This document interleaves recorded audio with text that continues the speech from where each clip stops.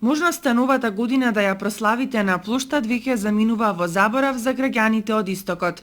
Во Кочани веќе години наназад не се организира дочек на нова година на плоштад, а иста судбина делат и Виница, Делчево, Берово.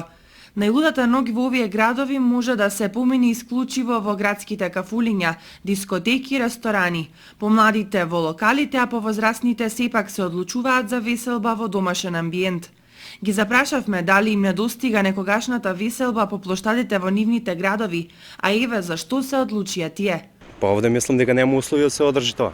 Зашто? Па оти нема. А треба ли да има? Па би требало да имамо, пошто е помал градот. Ние сакаме сите да има у кафани, убаво да се помине. Во кафана ќе славим со другари.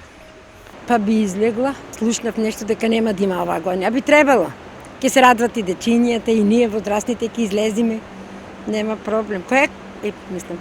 Кој канал? Би отишла. Многу е убаво на площад. Да. И за младите и за старите. Штета што нема тука. Дома. Во домашната атмосфера. Оваа година само 3 општини од источниот регион Штип, Пробиштип и Македонска Каменица нудат новогодишна програма. Кочани нема да има помпезен дочек на новата година на отворено, но затоа пак нуди богата предновогодишна програма. По 13 пат основното музичко училиште Ристо Јоруков од 25 до 27 декември ќе го реализира новогодишниот концерт под наслов Елко Елко, а планирани се и неколку театарски